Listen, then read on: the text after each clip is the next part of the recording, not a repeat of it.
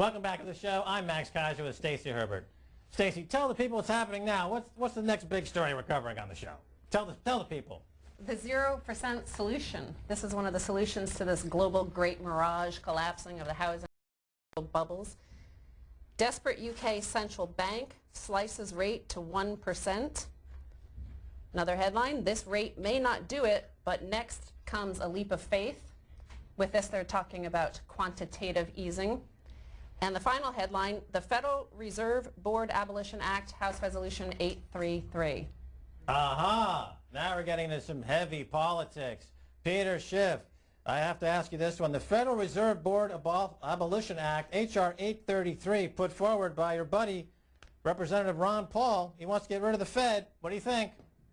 Well, you know, it all depends on what we replace it with. You know, if we just hand over the printing press to Nancy Pelosi, you know, we're not going to accomplish anything. You know, if we can replace the Fed with sound money, if we can go back on a gold standard, you know, have no government issuing paper money, I'd be fine with that. But I'd rather have a truly independent Federal Reserve than have a Federal Reserve or a central government that's directly in charge of printing money. I mean, the whole idea behind the Federal Reserve was that we didn't want the politicians with their hands on the printing press. We wanted some independence from that process. Obviously, it's been corrupted, and the Federal Reserve is now acts as if it's an arm of the government and acts in cooperation with the Treasury Department, which is the exact opposite of the reason it was created.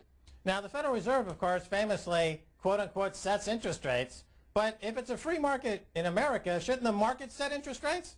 Well, absolutely. You know, that's part of the problem. You know, the Fed set interest rates too low for political reasons, and that's why we had a housing bubble. That's why we're in all this trouble. And you have it again. You know, you have the Federal Reserve for political reasons lowering interest rates.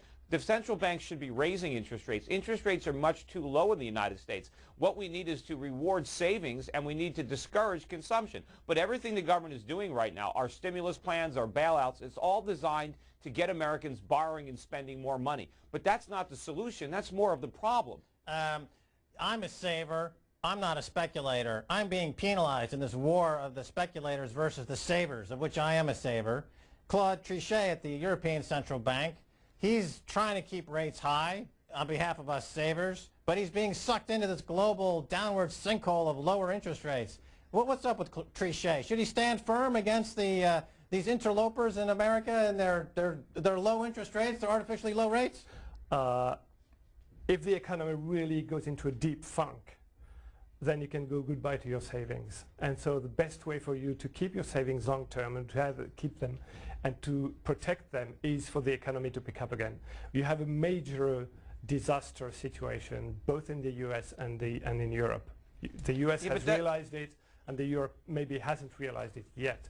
So you have to go and to unblock it, to unfreeze the system. And so the urgency, the emergency, of course there are dangers in the solutions that are currently talked about or implemented. There's no denying that near zero interest rates have a potential for danger. There's no denying that.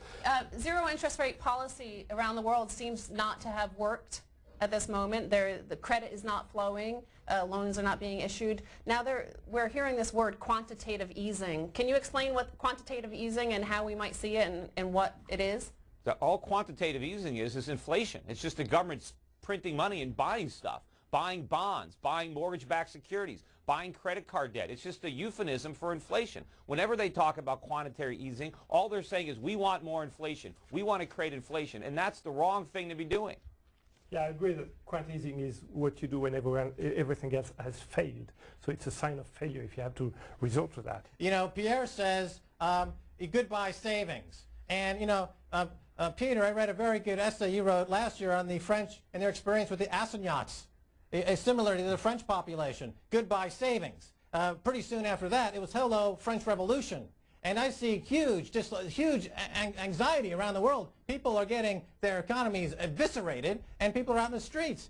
And as the essay that you wrote, maybe you can comment a little bit about that. The history of the assignat is the attempt by the French government to artificially stimulate, and this was a prelude to the French Revolution. Savings not backed by a real economy that was thriving. That's basically what could happen. The risk there, if you keep your money in the bank, basically, whatever the interest rates, to see them, I mean, the amount of money that the economy is going to be losing globally is enormous. So you have to act now to prevent major spending later on. Peter, you live in Connecticut. I was reading this morning on Bloomberg that there's demonstrations in Connecticut against rich bankers. They're out there with their placards stalking the homes of the bankers.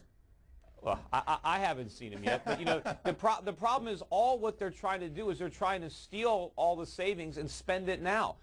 When the government prints money, they're not creating any new purchasing power. They're simply redistributing the purchasing power. They're taking it away from savers and they're spending it, and they're undermining the long-term health of our economy, because an economy grows based on savings. It grows based on underconsumption. That's where capital formation comes from. That's why living standards rise. And if the government is going to sacrifice our savings just so we can go out and spend money now, they're destroying our economic futures. The Oracle must speak on the show. The Oracle has the last word. Oh yeah, baby. Hit me with a prediction. Here it is. Number one, global debt jubilee declared as ZIRP fails to restart credit. And number two, central banker faces criminal charges as, quote, quantitative easing goes horribly wrong. Wow, that's startling. My God. What do you think, Peter Schiff? Alan Greenspan arrested, drawn, quartered, tarred, feathered? What do you think? I don't know. I don't know. I hope he lives long enough to actually appreciate all the damage that he's done. You know, I mean, he was really the orchestrator of this collapse. And I've said that Ben Bernanke, I mean, Ben Bernanke is giving him a run for his money in the race for the worst central banker ever. I still say that Greenspan is ahead of Bernanke, but I don't know. It's going to be a close call by the end of the day, but maybe they can both end up in jail. All righty, Peter Schiff. Euro Pacific Capital. His book, Crash Proof, is a classic. Thanks for coming on the show. Hope to have you on again soon.